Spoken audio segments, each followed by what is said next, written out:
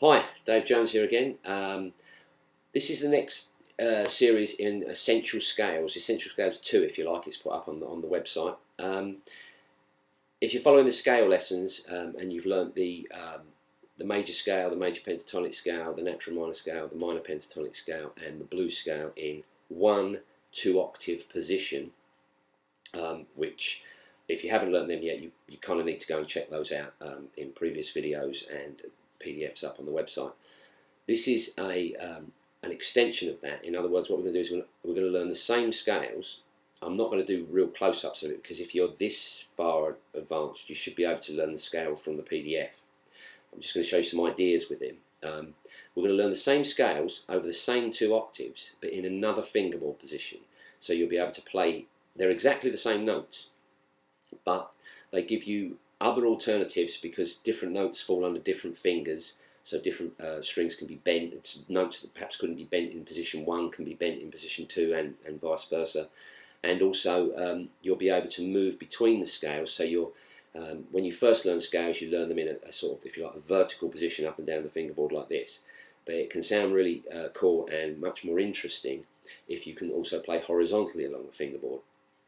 Now if you've been following these lessons and there are 5 positions of every scale, but we're going to just look at the second, or not what would be called the second position, but another position of the same scale from the same root note to the same root note. Okay, and there's no particular order that you should learn these scales in. I'm going to go through them in the order that they're on the PDF, but that's just the order I put them in. If you're more of a rock player, you will want to be able to learn the minor pentatonic scale perhaps in the two positions we're going to go through before you might want to learn maybe the major scale. And if you're more of a blues player, you want to learn the blues scale first. There's no particular order. It's just essential that you don't learn too many scales at once. Like I keep saying, if you're following these lessons, you need to be able to learn the scale and use it before moving on to another scale. Okay, so the first one up on the PDF is the major scale in the second position. So the first position we learned of the major scale was this one.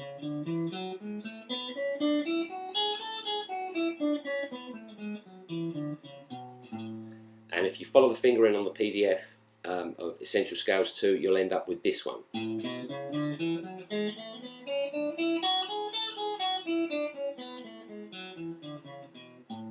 As you can hear, that's exactly the same notes in the same order, but it's another position of the scale. And the second one on the PDF is the major pentatonic, and the first position we learned in the other lesson was this one.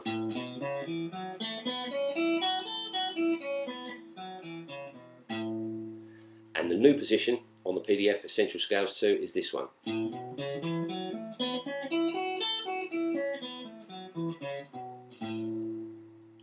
Again, the same notes in the same order. And the third scale on the PDF is the blues scale.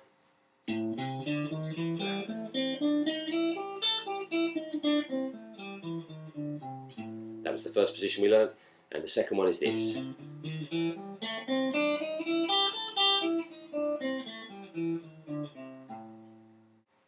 And the fourth scale up on the PDF is the natural minor scale. This was the first one we learned. If you're following the lessons with that shift of fingering.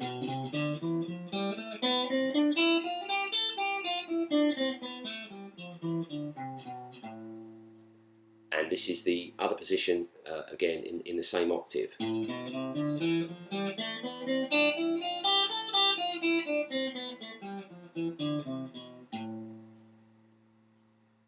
And the last one on the PDF was the minor pentatonic scale. And we've learnt this one.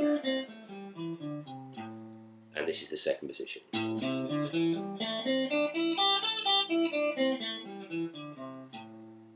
Okay, so I wasn't going because I don't want to do loads and loads of videos because I won't get it all up in the allowed time.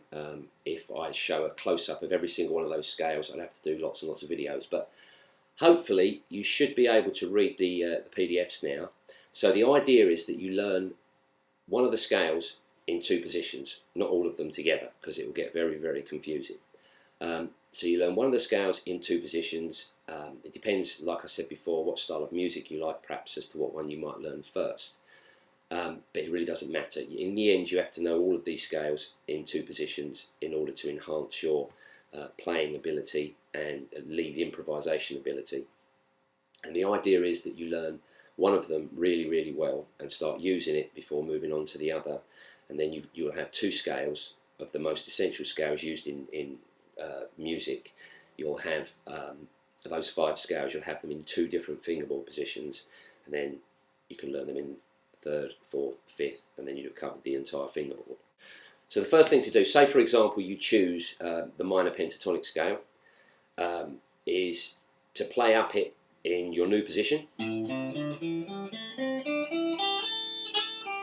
back down it in your old position, or vice versa, up it in your old position,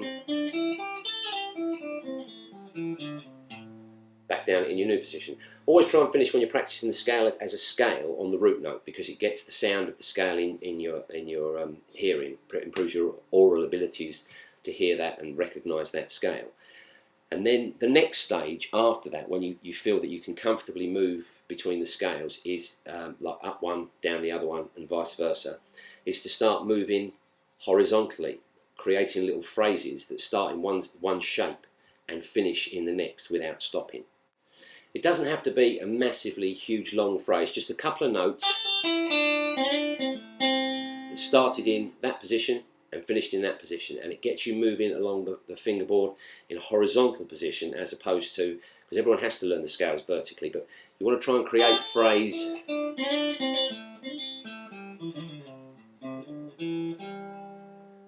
that move between the scale shapes horizontally as well as vertically without stopping in. Like, don't sort of finish a phrase in this scale, then move to that shape of the scale, then move to that shape of the scale, and always do that. Try moving horizontally along the strings as well as you're learning these 2 shapes, and that applies to all of the essential scale shapes that we've looked at in this lesson. A good way of getting this movement, horizontal movement, is to limit yourself to maybe the top strings, the G, B and E. I should learn the strings myself, I think. G, B and E strings, and then maybe practice on the other 3. Don't try and maybe practice on all 6 at once, but just get little phrases.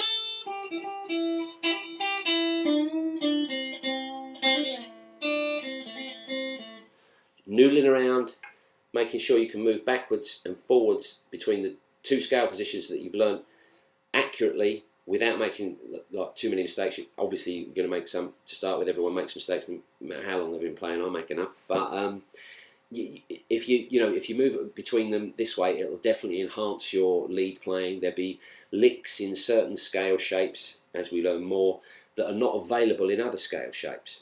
So the more scale shapes you know, the better, really. But as I keep saying, you need to learn to use 1 shape first, then 2 shapes, then 3 shapes. Don't try and learn millions of scale shapes and not be able to improvise some lead guitar solos and make up riffs and all that sort of stuff. That's more important. If you just use 1 scale for ages until you feel comfortable with it, move on to the next one. But try and learn all of the essential scale shapes too, if you like. That's what's up on the website, before moving on to other positions of the same scale. Okay, hope you found that useful, and I'll see you again sometime.